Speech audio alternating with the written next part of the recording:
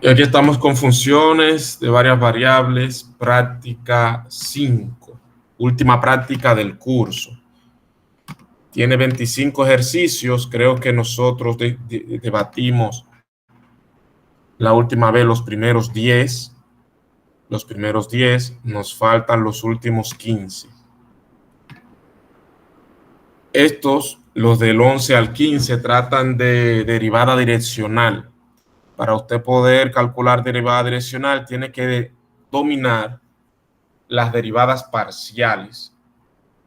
Pero la derivada parcial no es más compleja que las derivadas ordinarias, porque aquí vamos a aplicar las mismas reglas de derivación que conocíamos de antemano: regla del producto, regla de la potencia, del cociente, las reglas de las funciones elementales como la de regla del logaritmo, regla de derivación de la exponencial. Todas esas reglas van a continuar aplicándose aquí en funciones de varias variables, excepto que si usted está derivando con respecto a la variable x, debe considerar entonces a la variable y como si fuera una constante y derivar todo lo demás teniendo en cuenta que la única variable es x.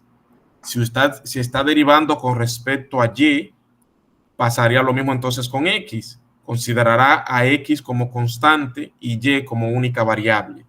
Es lo único que debe de tener en cuenta cuando estamos derivando de forma parcial.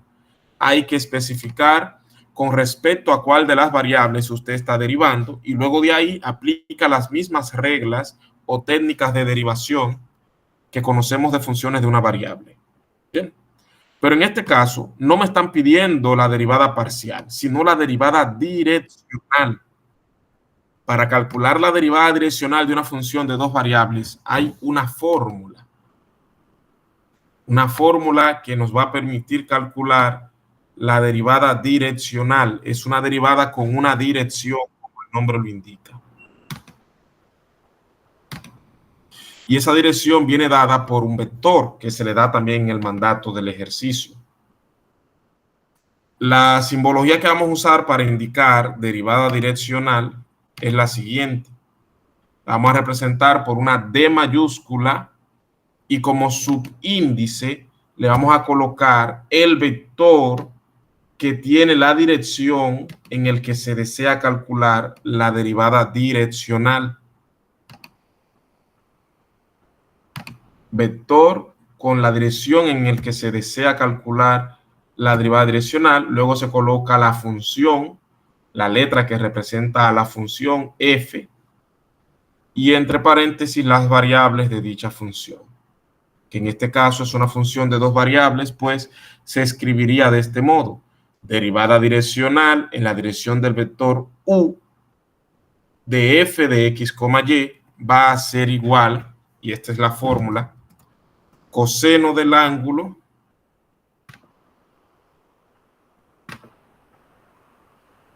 o mejor dicho, derivada parcial de la función f. El símbolo que se utiliza para indicar derivada parcial es este: derivada parcial de la función f con respecto a x.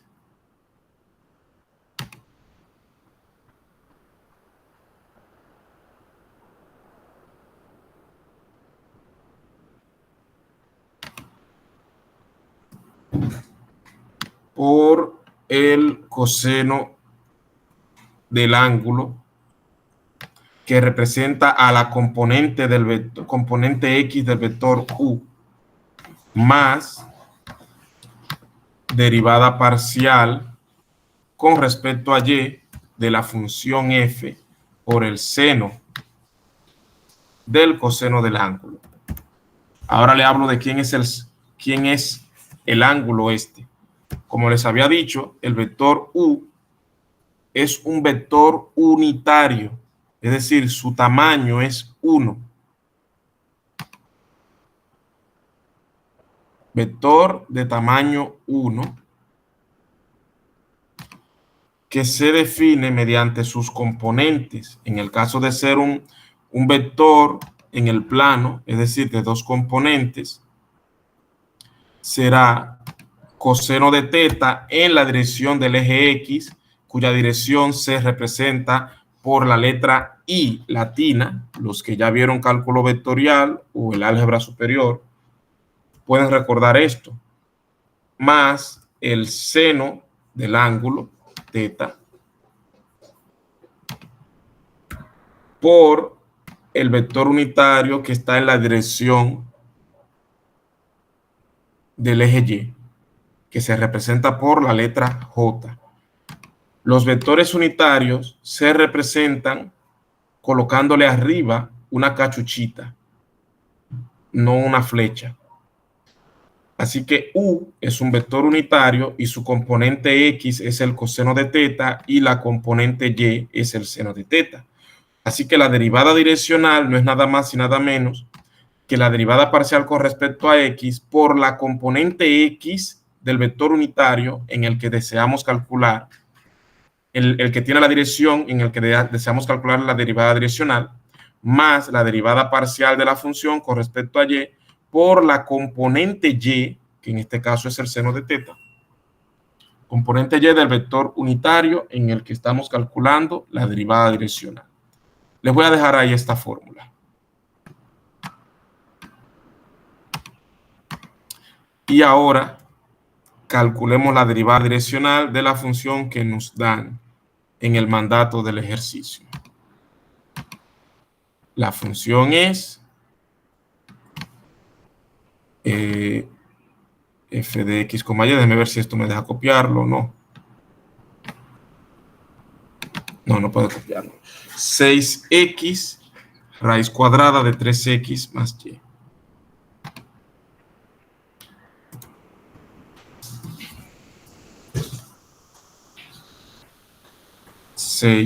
X raíz cuadrada de 3x más y.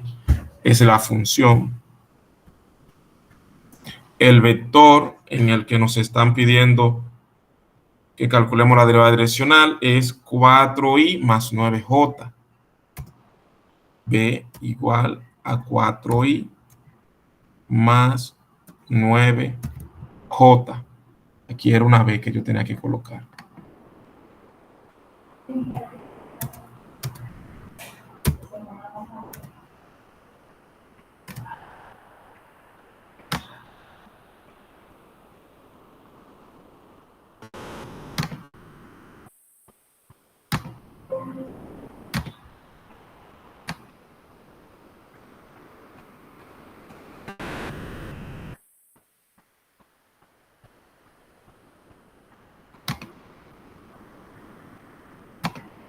Ahora sí.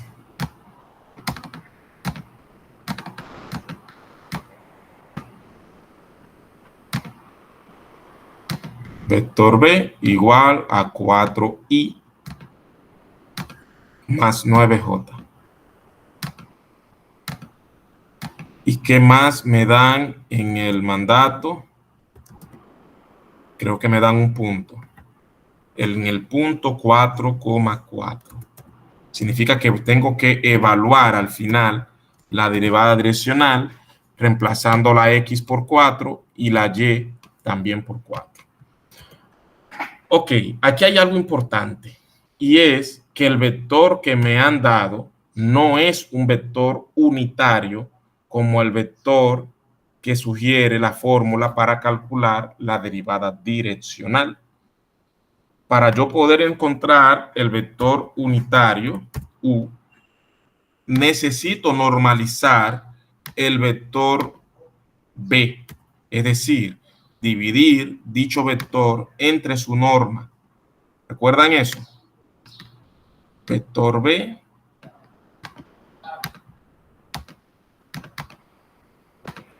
entre su propia norma o tamaño.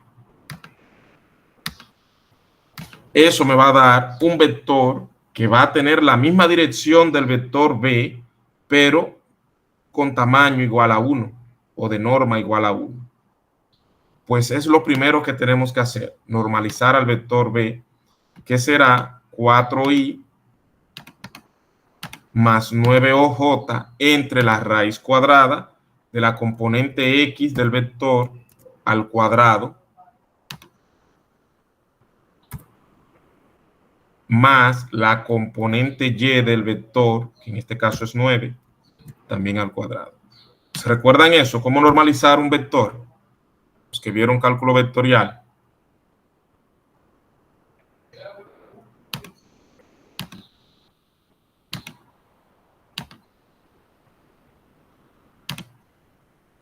Bueno, asumo que sí. Continúo porque en el denominador 4 al cuadrado es 16, 9 al cuadrado es 81 y 16 más 81 es 97. Entonces lo que tengo es 4i más 9j sobre 97. Puedo distribuir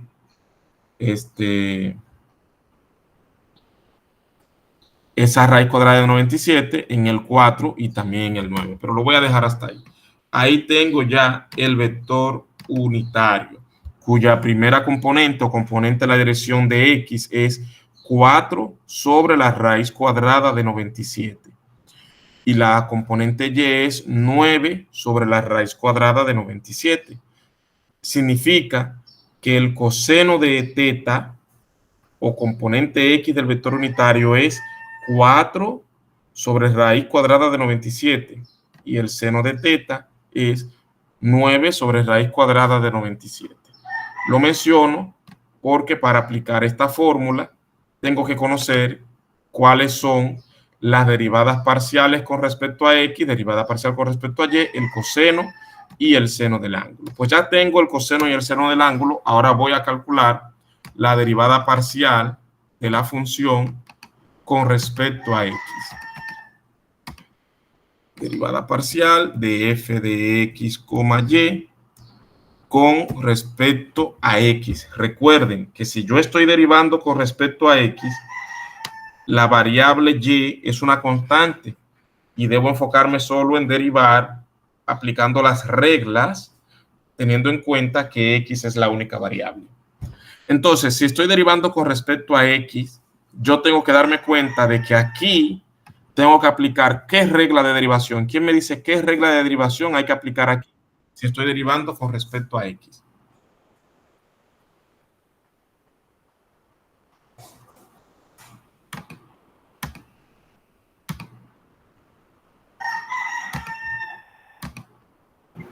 ¿Quién me dice? ¿Cuál regla de derivación se aplicaría si usted va a derivar esta función con respecto a x?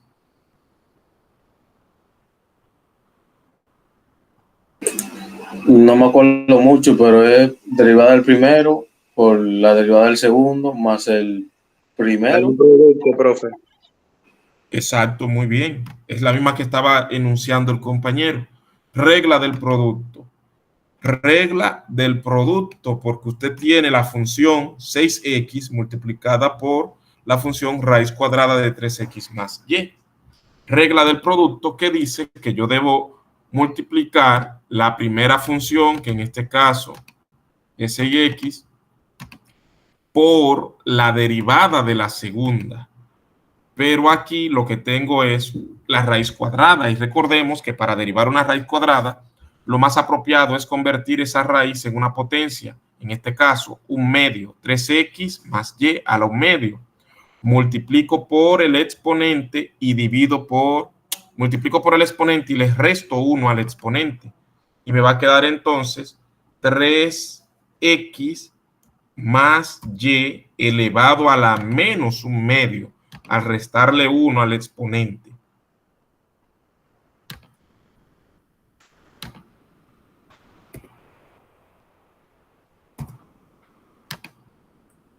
Y también tendría que multiplicar por el exponente original, que es un medio.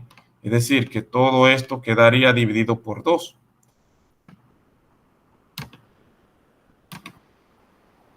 ¿Se entendió? Eso es la primera por la derivada de la segunda. Además, aplicando regla de la cadena, tengo que multiplicar por la derivada de lo que hay dentro de la función. Es decir, la derivada de 3x más y. Sabiendo que X es la variable y Y es constante, ¿qué me va a dar la derivada de 3X más Y con respecto a X?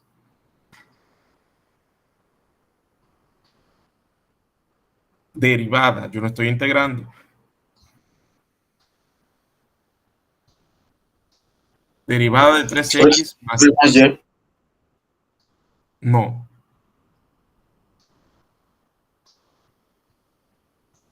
Tres. No. ¿Qué es Y? ¿Acaso Y no es una constante? Si estoy derivando con respecto a X, entonces la derivada de 3X más Y con respecto a X va a ser simplemente 3. Porque la derivada de Y es 0, es una constante. ¿Entendido?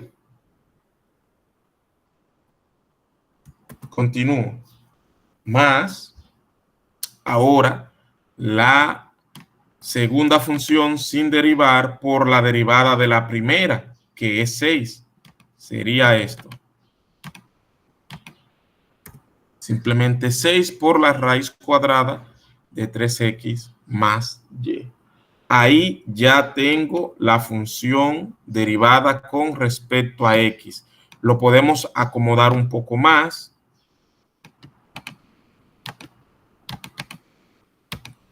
Porque este 3 más Y, 3X más Y a la menos un medio, lo puedo colocar en el denominador y en lugar de tenerlo como exponente, lo puedo colocar como raíz. Raíz cuadrada de 3X más 2 en el denominador. Además, 6 dividido por 2 me da 3 y ese 3 multiplicado por este otro 3 me va a dar 9. Entonces el coeficiente que me va a quedar es 9. Quedaría así. Y aquí adelante, bueno, aquí ya no hay más nada que hacer. Ahí tengo ya la función derivada con respecto a X. Tenemos que hacer lo mismo, pero con respecto a Y. Y mi pregunta para ustedes es, si estoy derivando ahora con respecto a Y, esta función, ¿debo aplicar la regla del producto con respecto a Y? Yo diría que sí, maestro. ¿Por qué?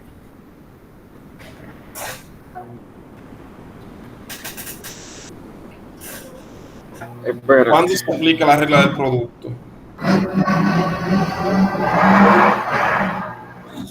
Cuando usted tiene una función que consiste en la multiplicación de dos funciones. Aquí usted no tiene la multiplicación de dos funciones. Si estoy derivando con respecto a Y, eso es constante. Eso es como si yo tuviera ahí un 5, un 8, un menos 3. Eso es totalmente constante. Entonces no tengo necesidad de aplicar regla del producto si estoy derivando con respecto a Y, porque Y solo está aquí adentro y no está aquí afuera. ¿Se entendió? Entonces yo solo voy a aplicar la regla de la potencia. La regla de la potencia para derivar con respecto a Y, sabiendo que el exponente en este caso es un medio, multiplico por ese exponente, es decir, multiplico por un medio y le resto 1 al exponente y me va a quedar a la menos un medio. Igual que antes, esto va a quedar así.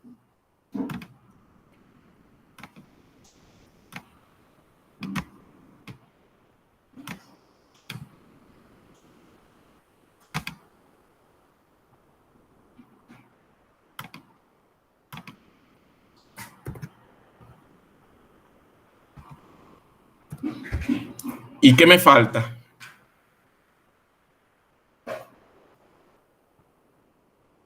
¿Qué me falta en esa derivada con respecto a Y?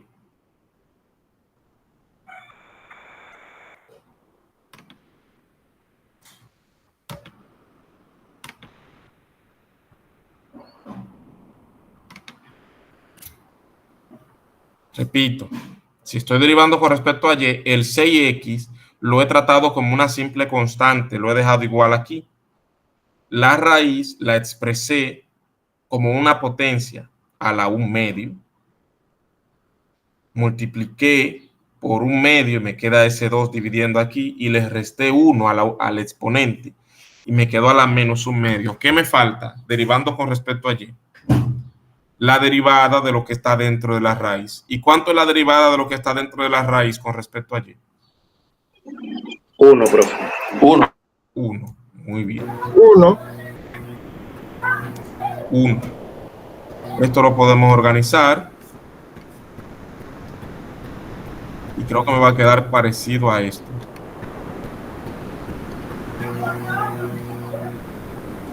Solo que 6 entre 2 es 3. Y ya. Quedaría así. Derivada con respecto a y. Y esta derivada con respecto a x. Ahora vamos a escribir la derivada direccional.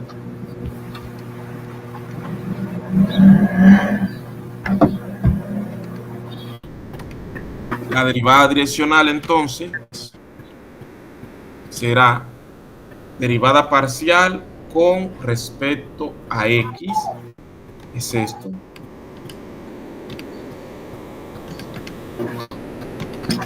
Y lo coloco en paréntesis para que nadie se confunda y tengan bien claro que todo eso es la derivada parcial con respecto a x.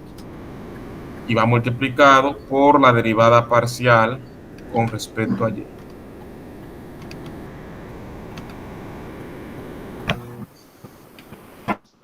También lo pongo en paréntesis. ¿Quién es el coseno del ángulo?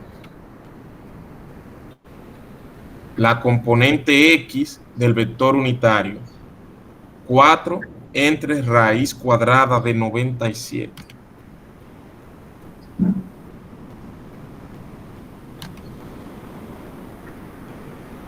¿Y quién es seno de teta? Componente y del vector unitario. 9 sobre raíz cuadrada de 97. Bien, pues creo que ya podemos proceder a simplificarlo o a evaluar en el punto 4,4.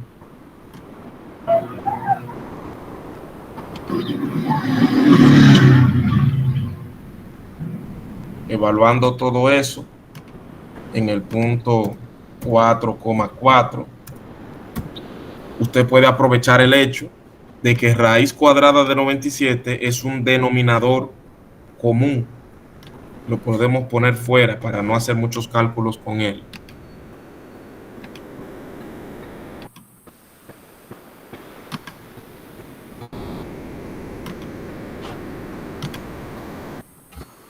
Uno entre raíz cuadrada de 97, denominador común.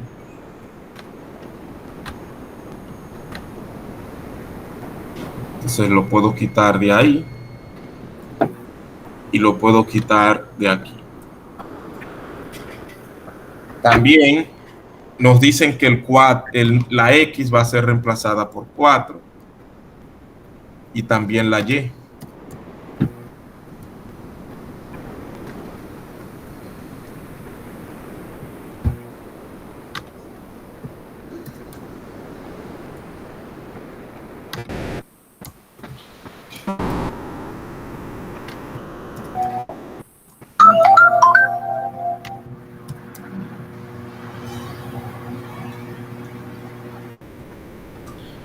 Entonces calculemos.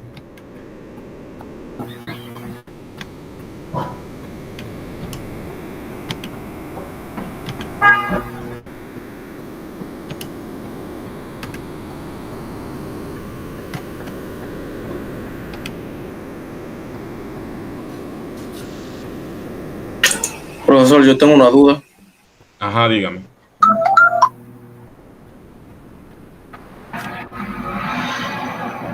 Dígame.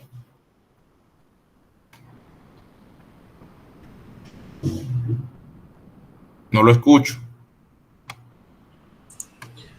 Arriba, donde puso la suma de 3 más 6, más arriba. Más arriba. Arriba. Ahí.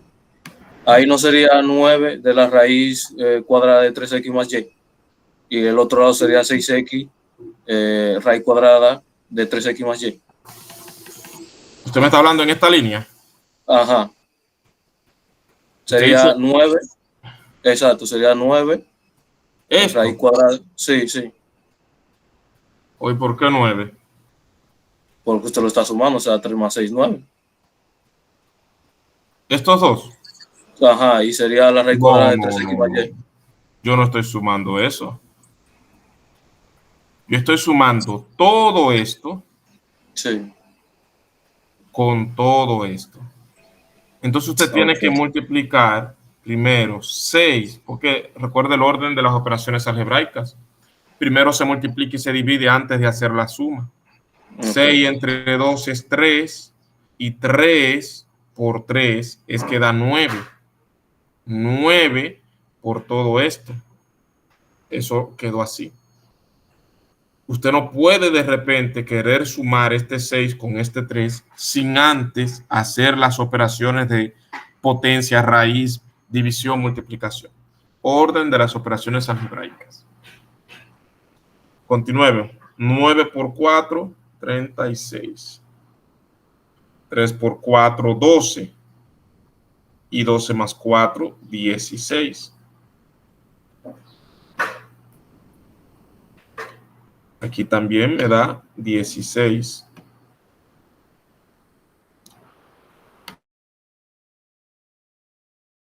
Aquí arriba, 12. Ok, todo esto se pone todavía más simple. Porque esto es 4 y 36 entre 4 es 9. Esto también es 4 y 6 por 4, 24. Esto es 4 y 12 entre 4 es 3.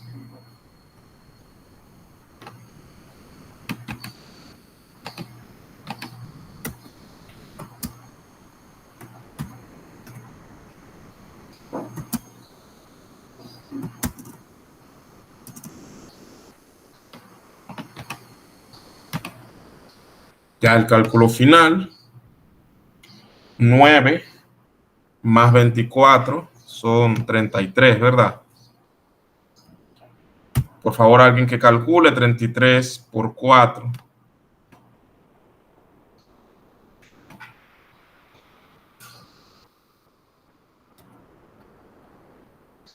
3 por 9, 27. 132. Sí. Y ahora 132 más 27 son 159. Entonces la respuesta es 159 sobre la raíz cuadrada de 97. ¿Y eso da cuánto? 159 entre la raíz cuadrada de 97. 16.1440. 1440.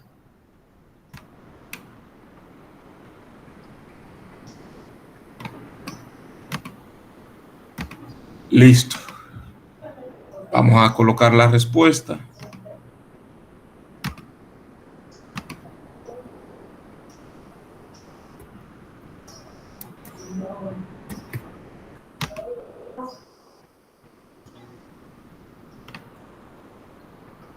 Y ahí está.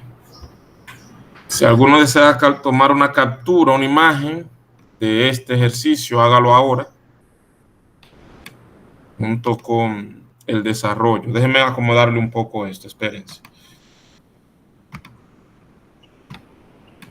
Pero usted no lo manda por el grupo. Igual No, que...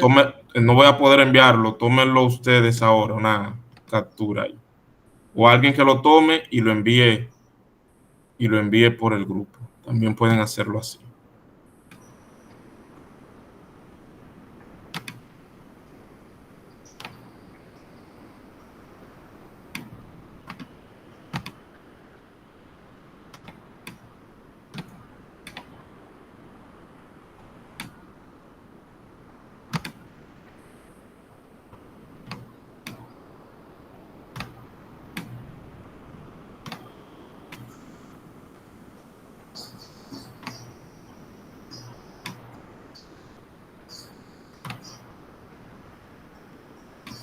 Ahí está el ejercicio.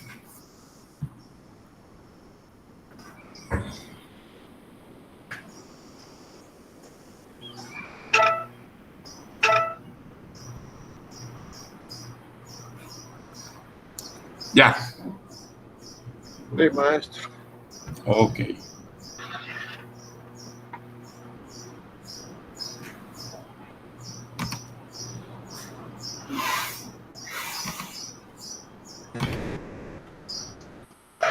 Siguiente ejercicio. Lo mismo, pero aún más fácil que el que acabamos de hacer.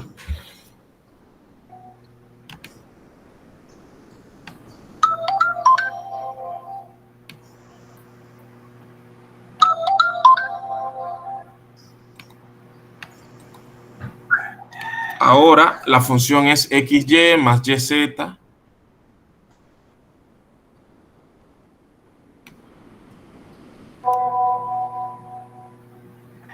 más xz. El vector es 2i más j menos k. Y el punto es 1,2, menos 1. Vamos a trabajar como por los cheses, ya tú sabes. Me que chequee allá, que sepa cuáles son los colores que me hacen falta. Micrófono.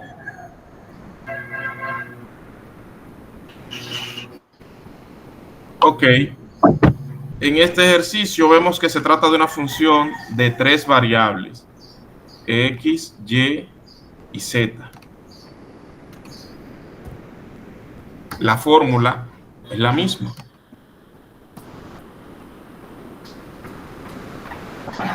Parcial de la función con respecto a x por la componente x del vector unitario, que yo le podría llamar u sub x, más parcial de y con respecto a y por la componente y del vector unitario, le podemos llamar u sub y, más la derivada parcial con respecto a z por la componente z del vector unitario, que le llamaremos u sub z. La fórmula es la misma.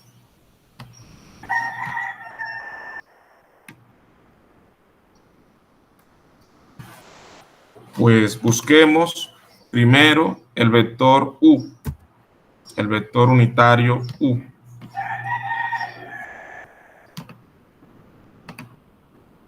Que será igual a este señor,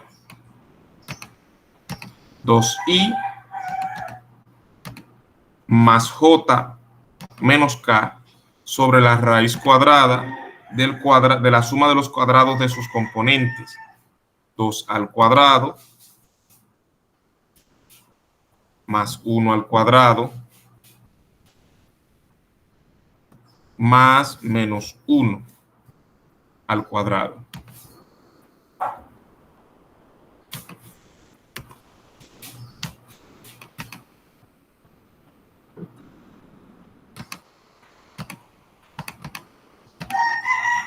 Cuatro, 5 y 6. Raíz cuadrada de 6. Allá tenemos el vector unitario.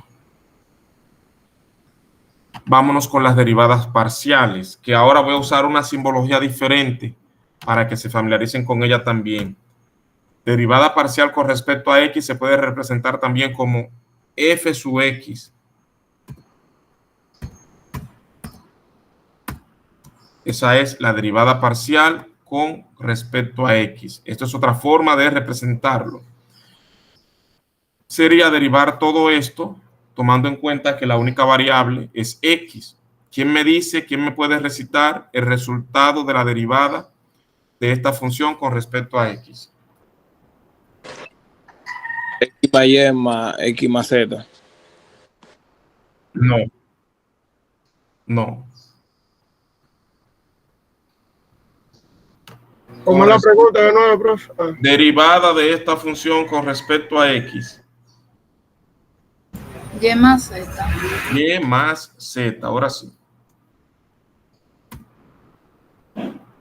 Y más z. No me puede decir x más y, x más z, como dijo un compañero. Es solo y más z. Primero, la derivada de yz me va a dar 0 porque ambas son constantes. La derivada de xy me va a dar solamente y porque es la variable por una constante. La derivada de xz me va a dar solo z porque es la derivada de una variable por la constante. Así que solo tenemos yz para la derivada parcial con respecto a x. Algo similar tenemos que hacer para la derivada parcial con respecto a y también la derivada parcial con respecto a z. ¿Cuál es la derivada parcial con respecto a y?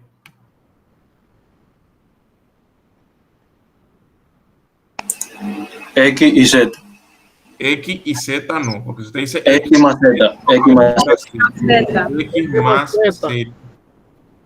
Y la derivada parcial con respecto a z sería y Y más X. más x. Tenemos ahí las tres derivadas parciales, el vector unitario, pues podemos calcular la derivada direccional,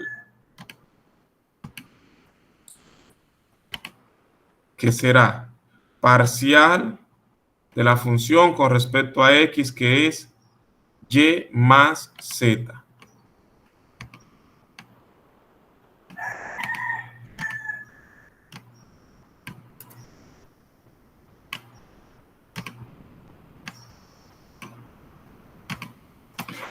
Por la componente x del vector unitario, que es 2 sobre raíz de 6.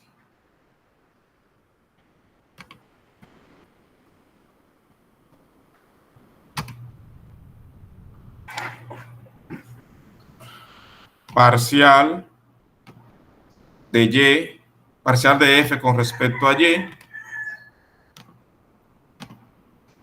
que es x más z, por la componente y del vector unitario, que es 1 sobre raíz de 6. Y por último, parcial de la función con respecto a z, que es y más x, por la componente z del vector unitario, que es menos 1 sobre raíz cuadrada de 6. Entonces yo voy a poner el 1 aquí y el negativo aquí adelante. Así. Tengo ahí planteada ya la derivada direccional de forma general. Solo me falta evaluarla en el punto que me dan. ¿Cuál es el punto que nos dan? 1,2, menos 1. 1, 2, menos 1. Significa que la x será reemplazada por 1. Y por 2.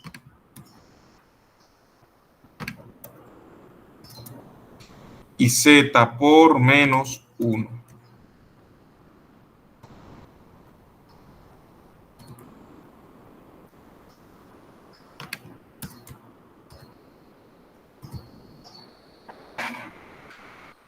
Cuando calculamos 2 menos 1, me va a dar 1 y nos va a quedar solamente el 2 raíz cuadrada, 2 sobre raíz cuadrada de 6.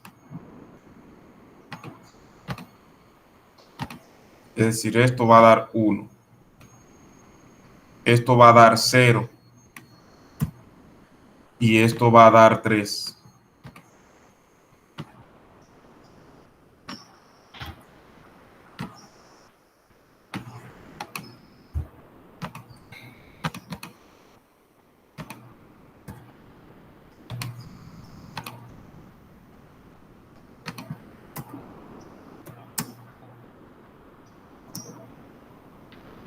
Esta parte se elimina porque da 0. 1 por 2 entre raíz cuadrada de 6 sigue siendo 2 entre raíz cuadrada de 6. Y 3 por 1 sobre raíz cuadrada de 3 son 3 sobre raíz cuadrada de 6. 2 sobre raíz cuadrada de 6 menos 3 sobre raíz cuadrada de 6 tienen denominador común. Eso se reduce a menos 1 sobre raíz cuadrada de 6. ¿Cuánto es eso? Negativo. 1 sobre raíz cuadrada de 6. Menos 0.4082. 4082. 82. Ok.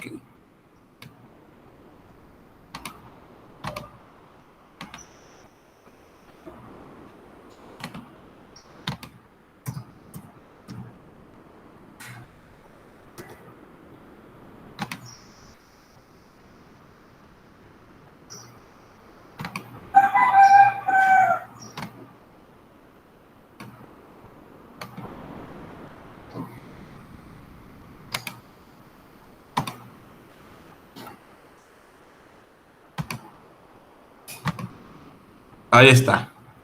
Pueden tomar una captura del ejercicio. Terminamos ahí con los ejercicios de derivada direccional.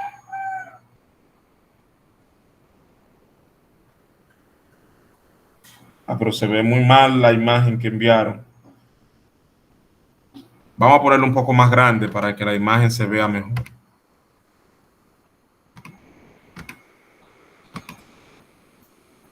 Ahí debería verse mejor.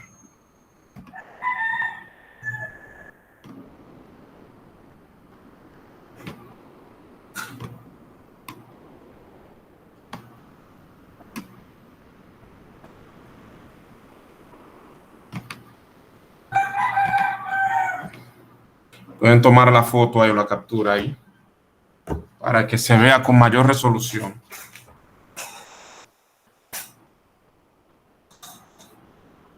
Ya.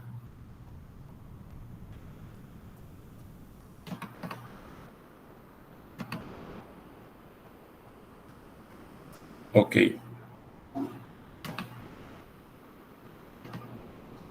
Ya los demás ejercicios también tienen que ver con esto de derivada direccional, y los dos que yo acabo de resolver le pueden servir como guía. Ahora vamos con los valores extremos de funciones de varias variables. Valores extremos de funciones de varias variables. De cálculo 1, ustedes deberían recordar que una de las aplicaciones de las derivadas es el cálculo de máximos y mínimos en una función. Máximos y mínimos, lo cual nos permite optimizar problemas o situaciones de la vida real. En funciones de dos variables podemos también calcular máximos y mínimos usando las derivadas parciales. Para ello hay que recordar algo que se llama punto crítico de una función. Un punto crítico en una función son aquellos puntos en los que las derivadas parciales son igual a 0 o no existen. A eso se le llama punto crítico.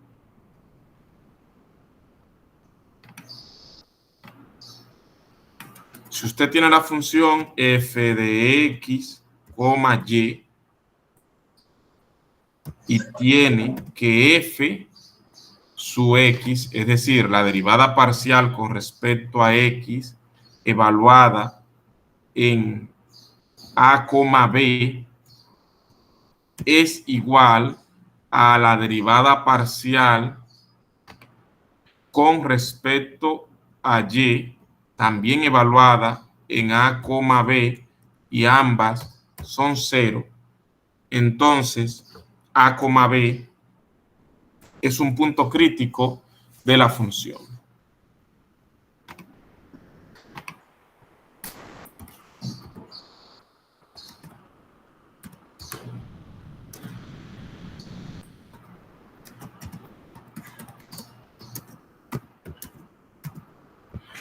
A, b es un punto crítico de F.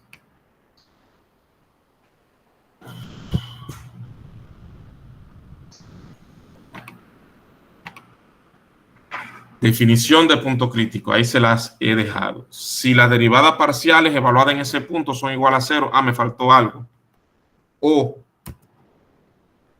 no existen,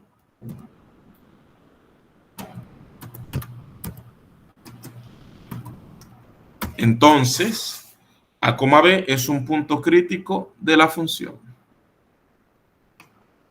Esa es la definición de punto crítico. Son aquellos puntos en los que las derivadas parciales ambas son 0, no que una es igual a 0 y la otra no, sino un punto en el que cuando usted lo evalúa en las derivadas parciales, ambas le dan 0 o una de ellas no existe.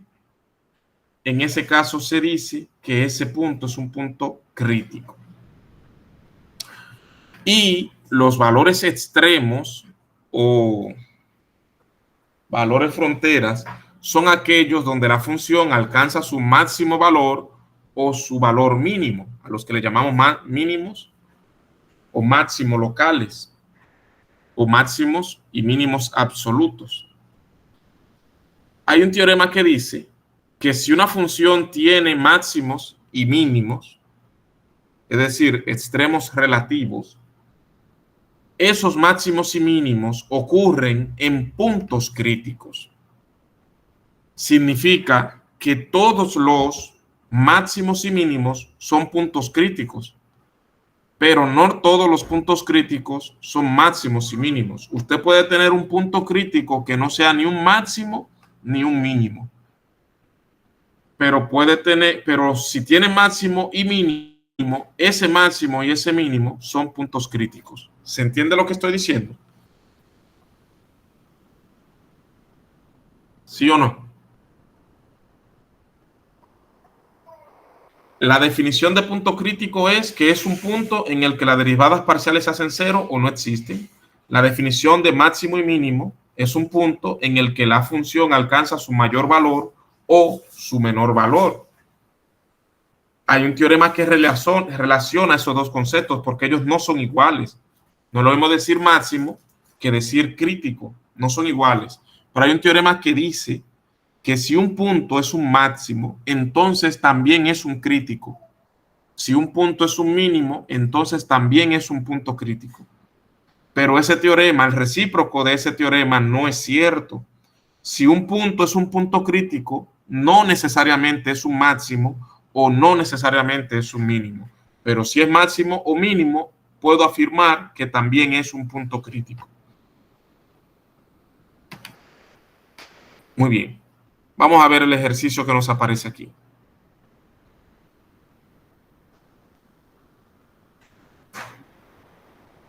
Vámonos con esta función primero.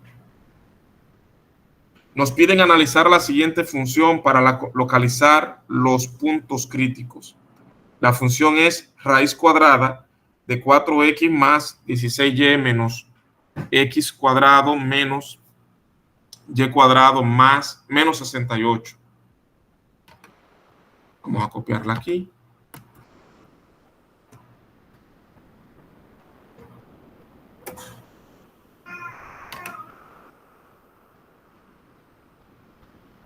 X más 16y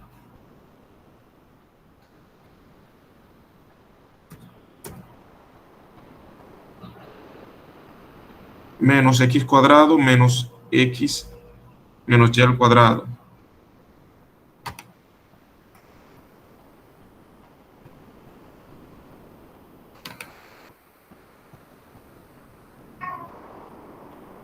¿Había algo más?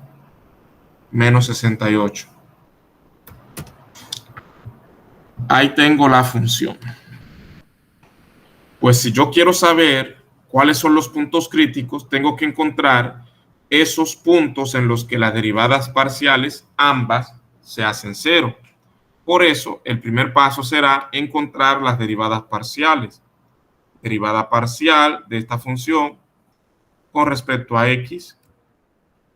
Si estoy derivando con respecto a x, debo tener en cuenta que todo está dentro de una raíz cuadrada, así que debo multiplicar por un medio y restarle 1 al exponente, y me va a quedar todo esto elevado a la menos un medio.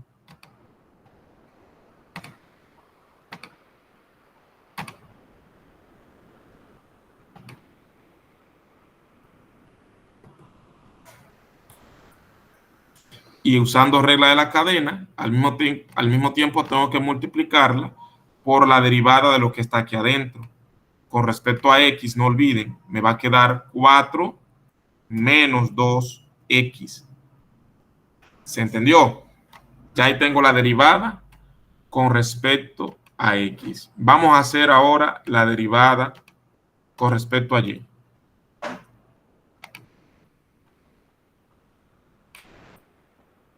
Al derivar con respecto a y, todo esto sigue igual, solo que cuando aplique regla de la cadena, al derivarlo del interior, pero con respecto a y, me va a quedar 16y menos 2y. Perdón, 16 solamente, no 16y. 16 menos 2y, cuando derivo con respecto a y. Así. Ambas expresiones se pueden simplificar,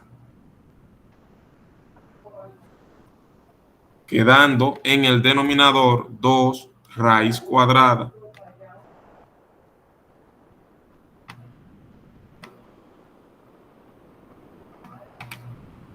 de esto. Y en el numerador 4 menos 2x. Ese 2 que está aquí puede simplificar al 4 y también al 2.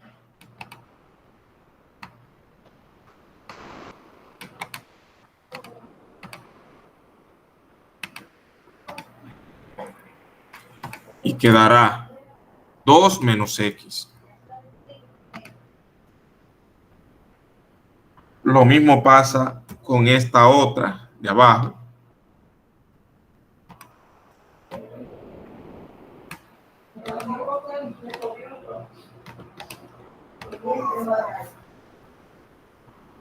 Solo que en el numerador lo que tengo es 16 menos 2y.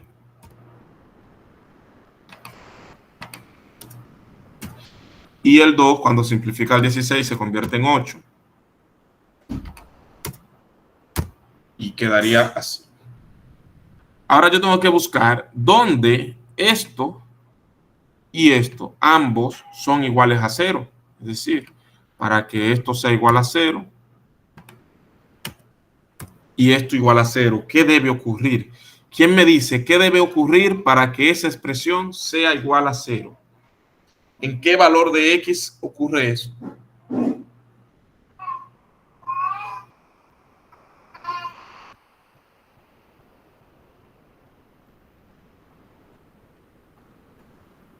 Solo tiene una posibilidad, está muy fácil. Si x es 2, muy bien, 2 menos 2 es 0, y 0 dividido entre sea lo que tenga aquí abajo, le va a dar 0. Entonces, x es igual a 2. Para que la derivada parcial con respecto a x me dé 0, x tiene que ser igual a 2. Y aquí, ¿a qué tiene que ser igual y para que esto me dé 0? 8. Muy bien, a 8. Entonces, el punto 2,8 es un punto crítico.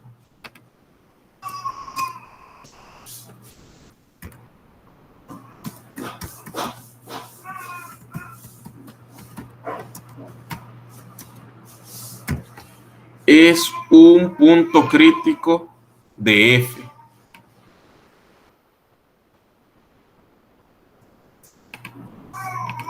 ¿Se entendió?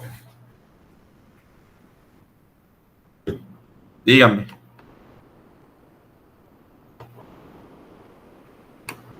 Sí, maestro. Ok, para encontrar el punto crítico, derivamos con respecto a x, también con respecto a y. Igualamos a 0 esa derivada y resolvimos la ecuación. Al resolver la ecuación, nos enteramos de que la única manera de que esto me dé 0 es si el numerador es 0, porque lo de aquí abajo no puede ser 0, ya que la división por 0 no está definida. Solo si esto es 0. Y para que esto sea 0, x tiene que ser 2. Y para que esto sea 0, y tiene que ser 8. Entonces, la combinación de x siendo 2 y y siendo 8 es un punto crítico y es el único punto crítico que puedo identificar en esa función. Muy bien, vámonos a la práctica. Y míralo ahí, 2.8, me dicen es un punto de silla, es un punto mínimo, es un punto máximo, no tiene puntos críticos. Bueno, no basta con encontrar el punto crítico, que ya sabemos que es 2.8, porque en este ejercicio no solo quieren que yo verifique si es un punto crítico, sino que afirme, ya que es un punto crítico, si es un punto de silla, si es un mínimo o si es un máximo, o si no es ninguno de ellos. Si no es ninguno de ellos, entonces se dice que no tiene puntos extremos. Pues, ya que sabemos que 2.8 es un punto crítico, vamos a verificar si es un máximo o si es un mínimo o si es un punto de silla. Y usted dirá, profesor, ¿y qué es un punto de silla? Usted no ha mencionado eso. Ustedes recuerdan en cálculo 1 aquello a lo que se le llamaba punto de inflexión, que era un punto que marcaba un antes y un después en cuanto a la concavidad. A la izquierda o a la derecha de ese punto, la función era cóncava hacia abajo o cóncava hacia arriba. A ese tipo de punto se le llamaba punto de inflexión. Bueno, pues el análogo o el que se corresponde con un punto de inflexión en una función de varias variables se llama punto de silla. Y se le llama así porque la forma que tiene la función en esa parte parece como una silla de montar caballo. Por eso le llaman punto de silla. Vamos a ver si veo una imagen aquí. Ah, mírenlo aquí. Miren, esta es la gráfica de una función de dos variables. Esa función tiene un punto de silla ahí donde yo tengo el cursor. Esa es la forma que tiene las funciones, que tienen punto de silla en un punto determinado. Por eso se le llama así, punto de silla. Porque parece como una silla, una hamaca, algo así, no sé. Bueno, pues para usted determinar cuándo un punto crítico es máximo, mínimo o punto de silla, tenemos este teorema. Y es el criterio de las segundas derivadas parciales. Dice que si A, B cumple la condición de que la derivada parcial con respecto a X es igual a 0 y la derivada parcial con respecto a Y también es igual a 0, es decir, es un punto crítico, entonces debemos buscar este número, el número D, que es un número que se calcula buscando la segunda derivada parcial con respecto a X. ¿Cómo yo sé que esto es segunda derivada parcial con respecto a X? Porque tengo f sub x. Me están diciendo que voy a derivar parcialmente con respecto a X 2 veces consecutivas. Y eso lo voy a evaluar en el punto A, B, el punto crítico. Luego voy a multiplicar ese resultado por la segunda derivada parcial con respecto a Y, también evaluada en el mismo punto, menos la derivada parcial, pero vean esto, primero con respecto a X y luego con respecto a Y, evaluada en el punto y elevada al cuadrado. Esa fórmula es la que me va a dar el número D. ¿Y de qué me sirve este número? Este teorema dice que tengo 4 posibilidades. La primera posibilidad es que si D es mayor que 0 y la segunda derivada parcial con respecto a X también es mayor que 0, F tiene un mínimo relativo en el punto A, B. Es decir, que el punto crítico es un mínimo. Es un mínimo. Si tanto D como la segunda derivada parcial con respecto a X, ambos son positivos o mayores que 0. La segunda es que D siga siendo positivo, pero la segunda derivada parcial con respecto a X sea negativa. En ese caso se dice que tiene un máximo relativo en el punto crítico. El punto sería un máximo. La tercera es que D sea menor que 0. Independientemente de cómo sea la segunda derivada parcial con respecto a X, si D es menor que 0, entonces ahí lo que tenemos es un punto de silla. Y por último, si D es igual a 0, que sería tendríamos mucha mala suerte si D nos da 0. El criterio no nos lleva a ninguna conclusión y usted tendría que usar otro método, ya sea graficando o analizando la función para poder determinar si es un máximo, si es un mínimo o si es un punto de silla, en el caso de que D sea igual a 0. Pues en nuestro ejercicio vamos a calcular quién es D, cuánto vale D en nuestro ejercicio. Recordemos que D es igual a la segunda derivada parcial con respecto a X evaluada en el punto crítico, que en este caso es 2,8, multiplicado, bueno, lo voy a dejar como A, B para que sea genérico, ahorita lo cambiamos, multiplicado por la segunda derivada parcial con respecto a Y, también evaluada en el punto A, B, menos la derivada parcial con respecto a primero con respecto a X y luego con respecto a Y, evaluada en el punto A, B, y todo eso elevado al cuadrado.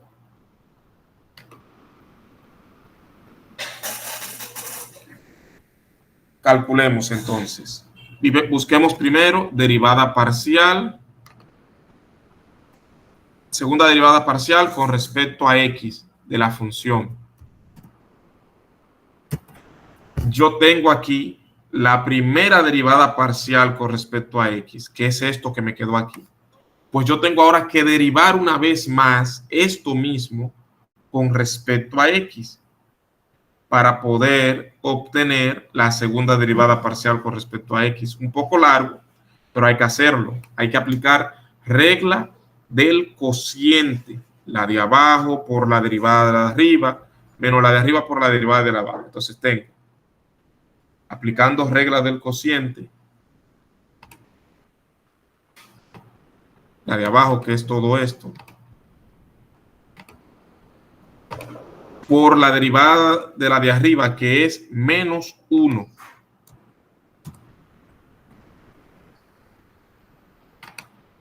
Menos la de arriba, que es 2 menos X.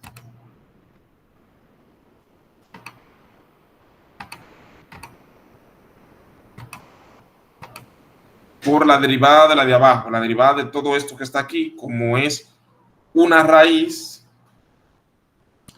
hay que aplicarle la regla de la potencia.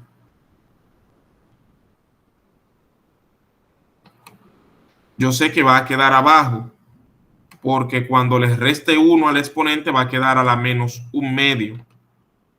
Lo coloco aquí abajo.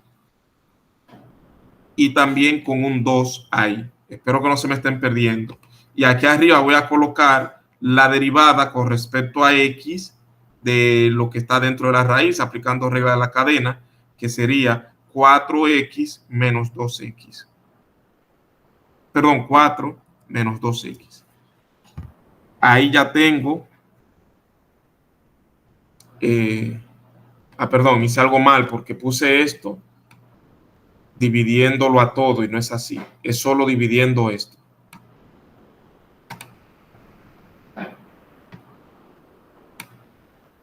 Eso va ahí. Dividido todo entre el denominador al cuadrado. Cuando yo eleve esto al cuadrado, la raíz se va a cancelar con el cuadrado y me va a quedar solo lo que está dentro de la raíz. pero lo voy a poner de todos modos para que nadie se pierda.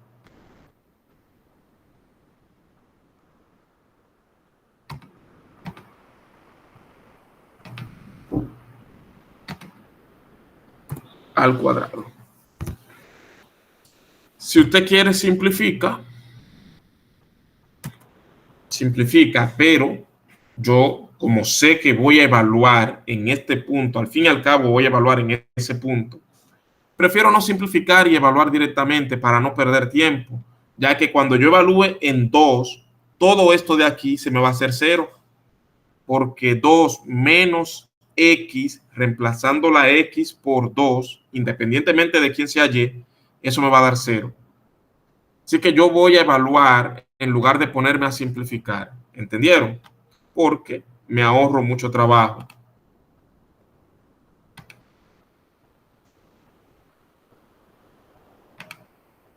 Entonces, la evaluación en 2,8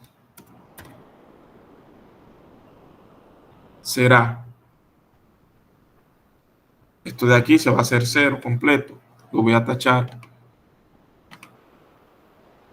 porque reemplazo al 2 a la x por 2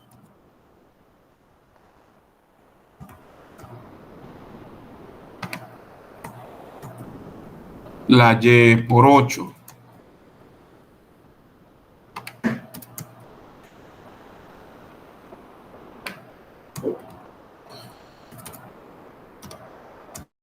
y todo se va a anular ahí.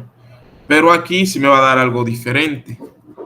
X por 2 y y por 8. X por 2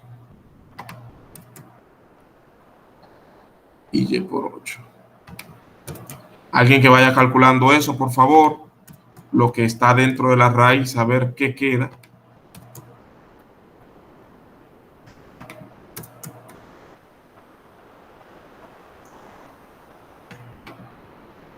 Ahí, todo eso.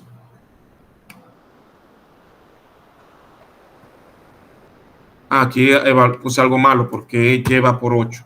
Ahí.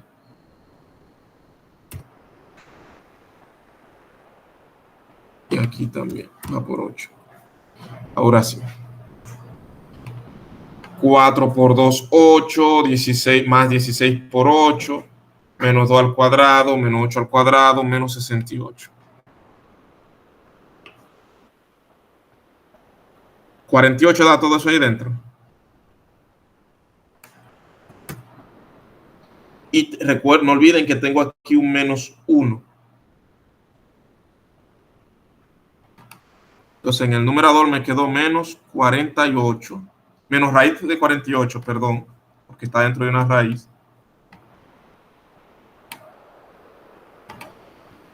Y abajo no tengo raíz porque la raíz se canceló con el cuadrado y me quedó solo el 48.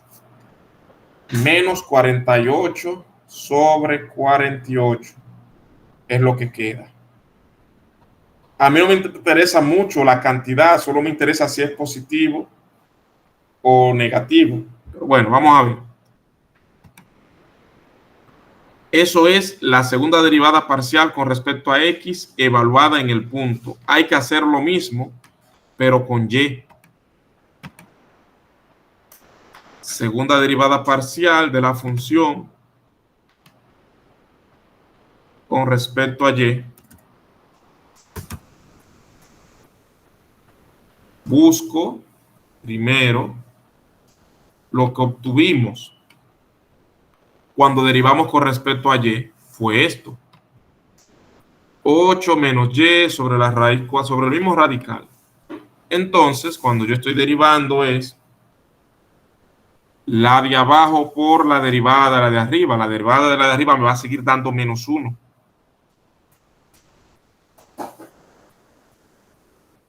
Menos la de arriba, que será 8 menos y.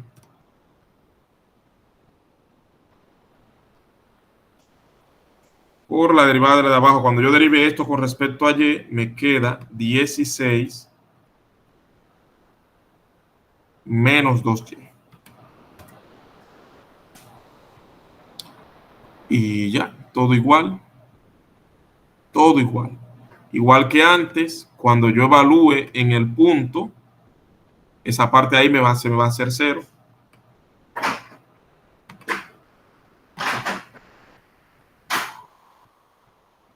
Evaluemos en el punto 2,8,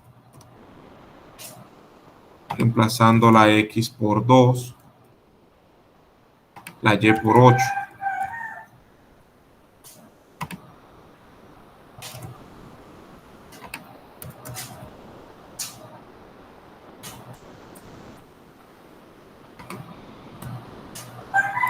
Me va a dar el mismo número. Casualidad, no crean que siempre va a ser así.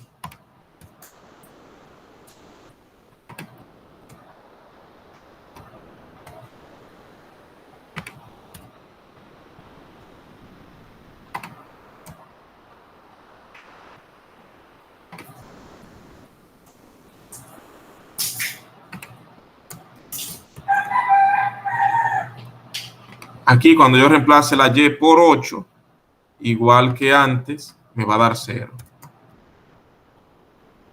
Todo esto.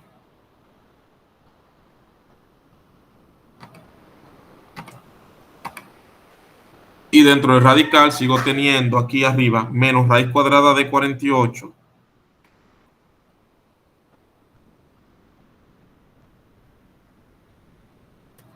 sobre 48. Me dio el mismo número, también negativo.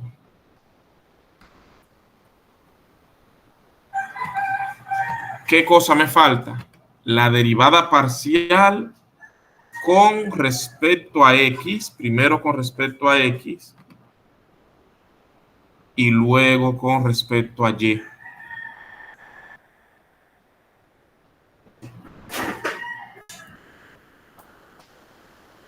Derivada parcial, primero con X, luego con Y. No olviden que primero con X me dio esto. Así que ahora tengo que derivar esto, pero con respecto a Y. Con respecto a Y. Lo traigo para acá abajo.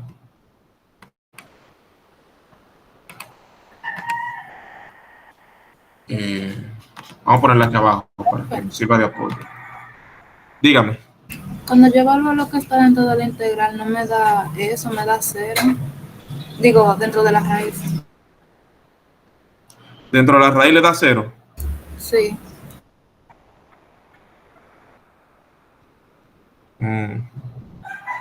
Vamos a ver.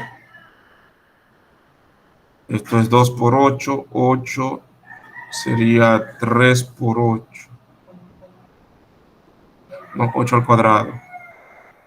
8.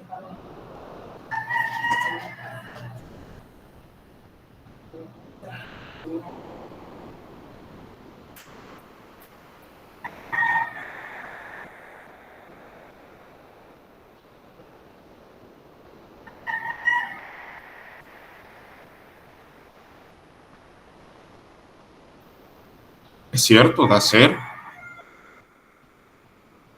Todo eso da 0.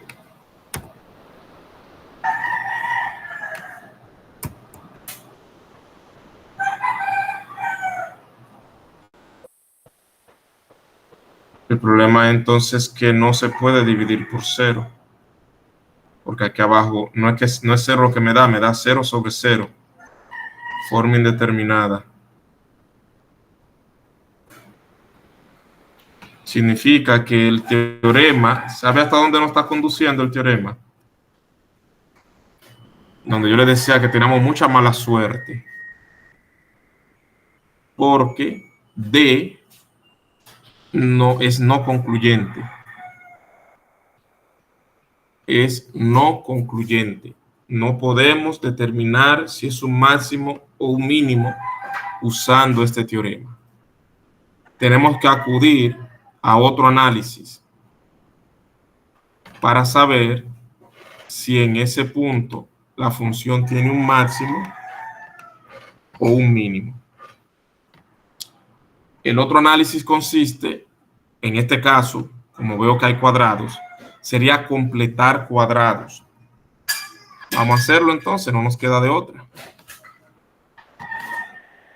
Nos dimos cuenta tarde porque hicimos todo ese esfuerzo y fue en vano.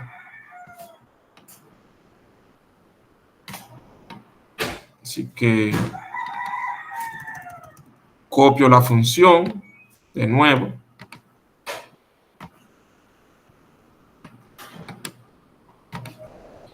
La coloco aquí y la voy a reescribir para que sea más fácil interpretar cuál es la forma de esta función, qué está ocurriendo con ella. Al reescribirla, voy a agrupar los términos que tienen que ver con X y los que tienen que ver con Y. Miren, esto con S así. 4X menos X cuadrado más 16Y menos Y cuadrado. Los he agrupado. Luego,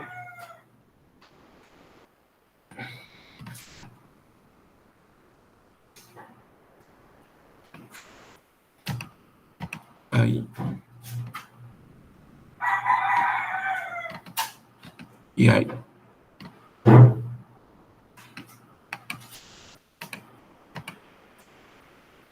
Otra cosa que puedo hacer para que sea más fácil completar cuadrado es invertir la diferencia o resta.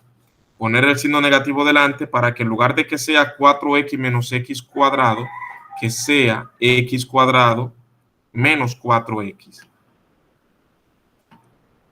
Lo mismo aquí. Y cuadrado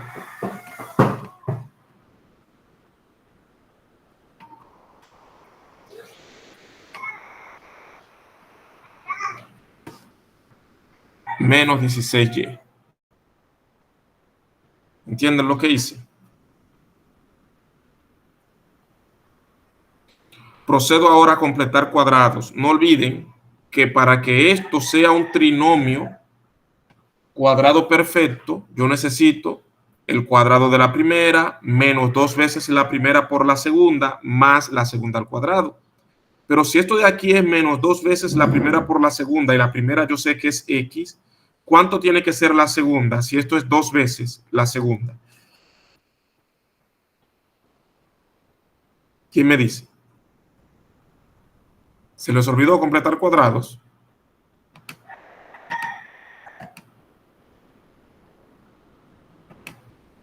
Repito, trinomio cuadrado perfecto se desarrolla como, o sea, la diferencia de dos cantidades al cuadrado se desarrolla como el cuadrado de la primera, lo tengo ahí, asumiendo que la primera es X, ahí tengo el cuadrado de la primera, menos 2 veces la primera por la segunda. Si la primera es X, ese menos 4 es menos 2 veces la segunda.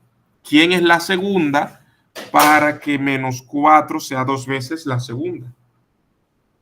¿Qué número multiplicado por 2 me da 4? Es lo que le estoy preguntando. El 2. Entonces la segunda cantidad es 2. Y el desarrollo es la segunda al cuadrado, es decir, 2 al cuadrado. Ahí ya yo tengo un trinomio cuadrado perfecto. ¿Qué debo colocar aquí para tener también otro trinomio cuadrado perfecto aquí? 4 al cuadrado. ¿Seguro?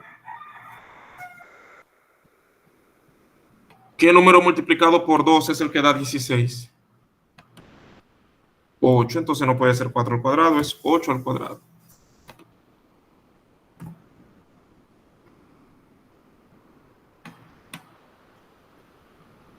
Como ese 2 al cuadrado, por este negativo que está aquí afuera, va a salir negativo, yo tengo que ponerlo positivo afuera para no alterar la expresión. Lo mismo con ese 8 al cuadrado, que está aquí adentro, pero con el signo de afuera va a salir negativo. Los tengo que colocar a cada uno de ellos positivo. Entonces sería más 2 al cuadrado. Y aquí más 8 al cuadrado.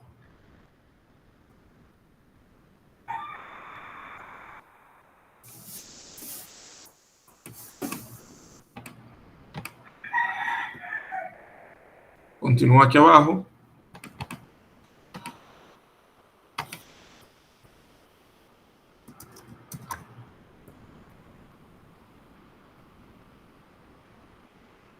Y vamos a reducir. X cuadrado menos 4x más 2 al cuadrado. Ese es x menos 2 al cuadrado.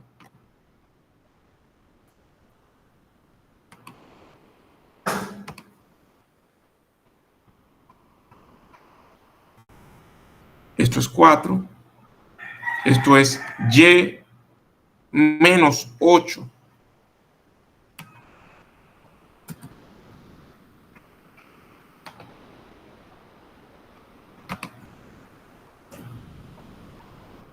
Y esto es 64.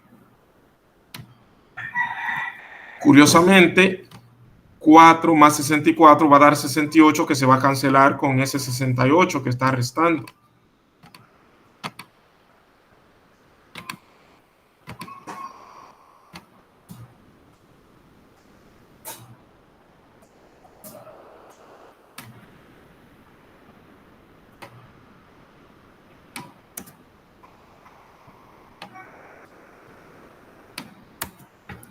Y esto es lo que quedó. Raíz cuadrada de menos esto al cuadrado menos esto al cuadrado. Ahí hay un problema. ¿Quién me dice cuál es el problema que tenemos aquí en esta función?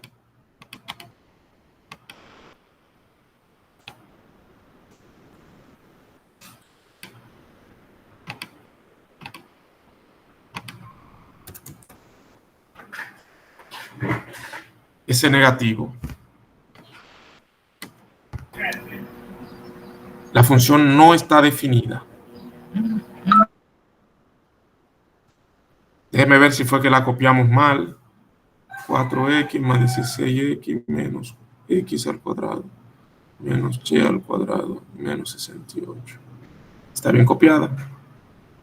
Esa función no está definida porque yo estoy viendo, al momento de reescribirla, estoy viendo que ella, su argumento va a ser negativo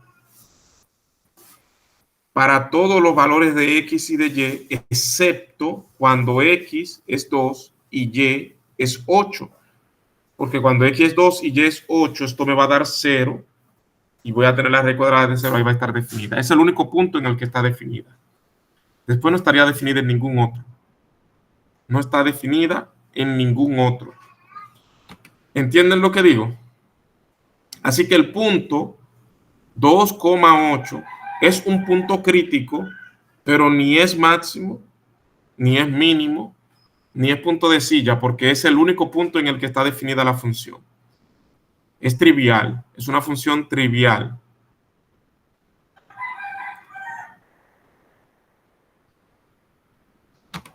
No tiene puntos extremos.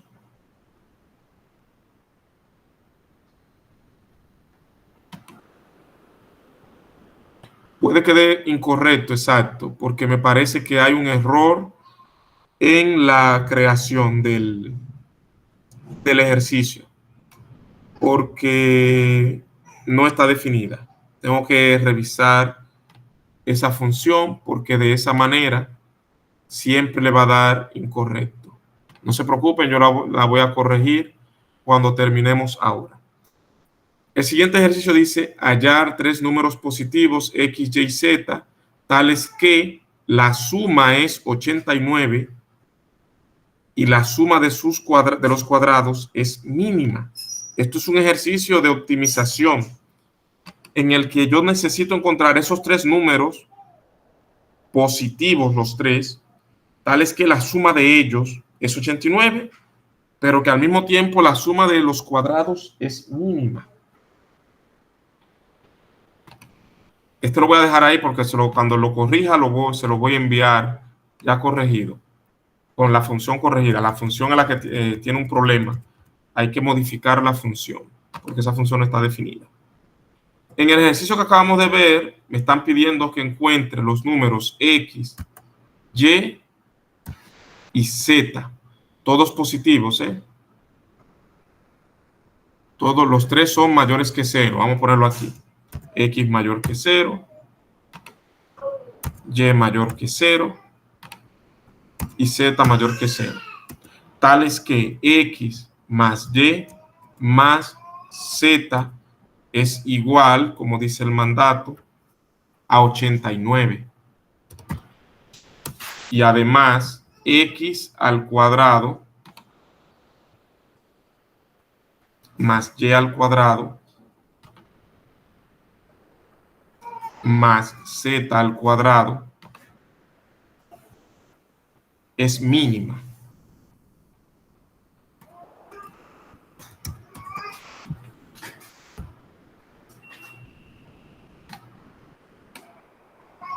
Les explico qué es lo que me piden en este ejercicio. Miren, me piden que encuentre tres números cuya suma sea 89. Usted podría encontrar una cantidad infinita de triadas de números reales cuya suma es 89. Eso no es un problema. La cuestión es que esos tres números, los tres tienen que ser positivos y que además debe ser la combinación de tres números en los que la suma de sus cuadrados sea el menor número posible. Ejemplo, usted podría decir que x es 5, que y es 9, por ejemplo, y ahí van, y que z es 75. La suma de ellos tres es 89. Pero 5 al cuadrado más 9 al cuadrado más 75 al cuadrado es el menor número posible de tres números elevado al cuadrado cuya suma es 89. Esa es la pregunta. Pues para usted encontrar esa combinación de tres números cuya suma de sus cuadrados sea mínima y que además la suma de ellos sea 89, tiene que aplicar lo que acabamos de ver, que es la aplicación de o criterios de la primera y segunda derivadas parciales para funciones de varias variables. Determinar los puntos críticos y ver si ese punto, cuál de esos puntos críticos es un mínimo, porque en este caso lo que me están pidiendo es un mínimo, no un máximo. Bien.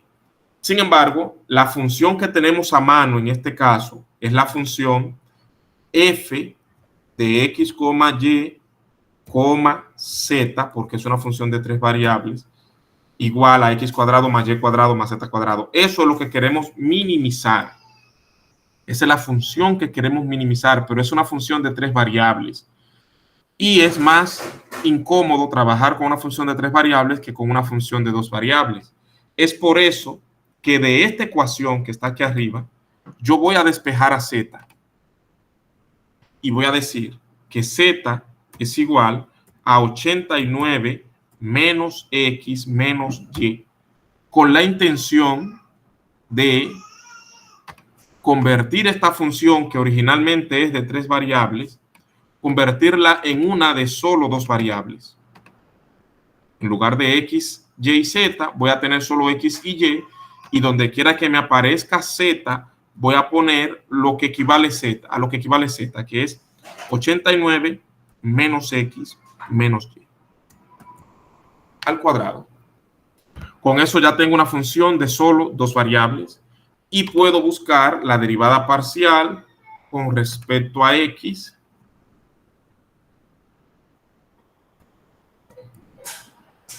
que sería igual a 2x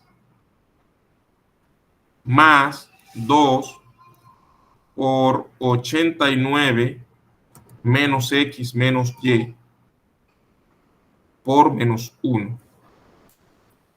¿Se entendió lo que hice aquí? La derivada parcial de esta función con respecto a x. 2x, esto da 0, su derivada parcial con respecto a x. Aquí aplico regla de la cadena, multiplico por el exponente y le resto 1 al exponente y multiplico por la derivada de lo interior. Ahora eso lo voy a simplificar porque 2 por 89 es 178. 2 por menos x es menos 2x. Se me estaba quedando el 2x de aquí adelante. 2x más 178 menos 2x menos 2y. Este negativo de aquí hay que tenerlo en cuenta, que va a convertir en negativo todo lo que está dentro del paréntesis. Así que el 178 es negativo. El 2x, que es negativo, va a salir positivo por este negativo de aquí. Y el 2y también sale positivo. Al fin y al cabo, lo que tenemos es 4x más 2y menos 178. Hagamos lo mismo ahora. Eso tiene que ser igual a 0.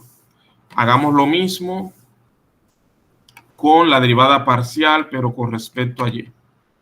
Si derivo con respecto a y, la derivada sería 2y más 2 por 89 menos x menos y también menos 1. Todo igual ahí, pero aquí adelante es un 2y. Resultando al final entonces en 2x más 4y igual a menos 178. Esas son las dos ecuaciones que debo resolver. Es un sistema de ecuaciones lineales. En ese sistema tengo la ecuación 1, la ecuación 2,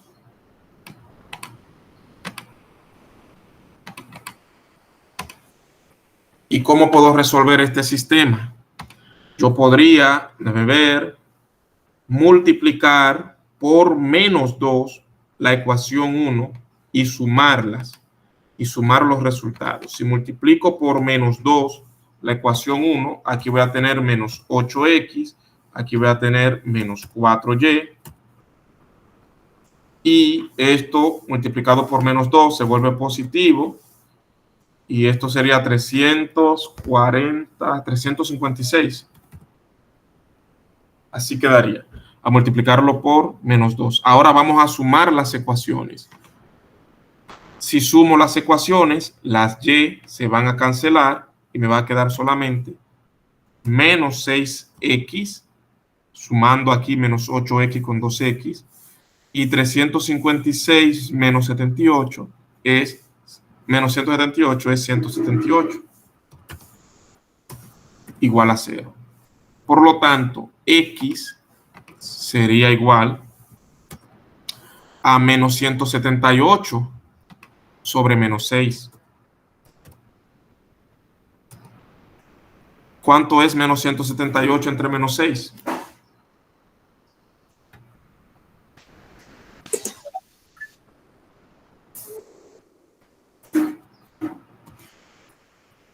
¿29 puntos? 66. Ok.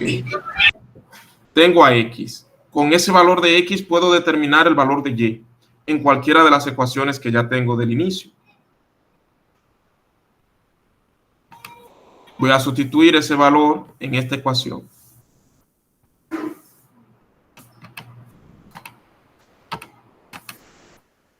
En lugar de x voy a tener 29.666. 2 por 29.666, ¿cuánto da?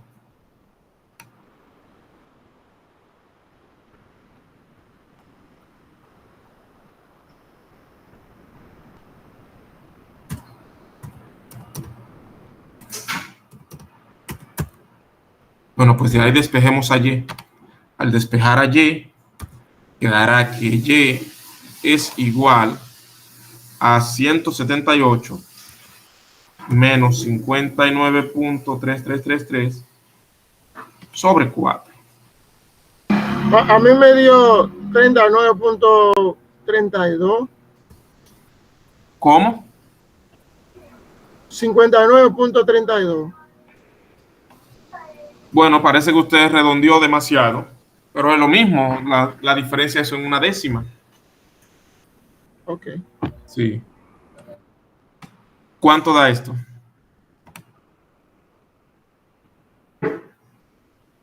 Dio lo mismo también, 29.66.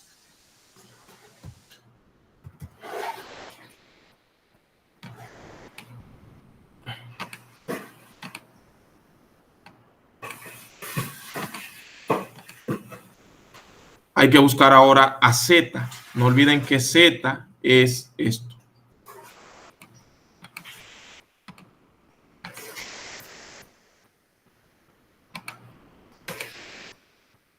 Al reemplazar a X y a Y por el 29.66,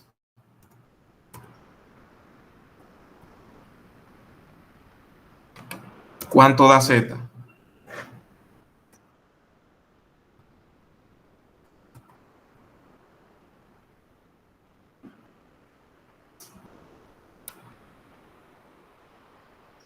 ¿Cuánto? Ah, bueno, eso es lo mismo. Los tres valen lo mismo, 29.6666.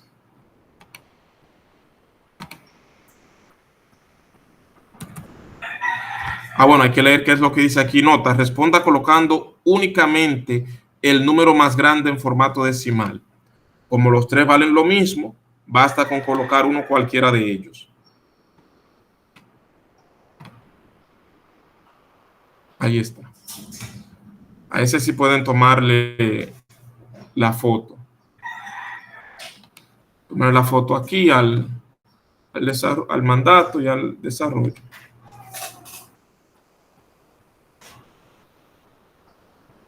Miren el mandato aquí. Jóvenes, vamos a dejarlo hasta ahí por hoy. El tema que nos faltaría es el de las integrales múltiples, que veremos la forma de cómo ustedes se reúnen en la semana con el monitor para que puedan abordar ese tema, porque ya el próximo lunes terminamos con el examen final.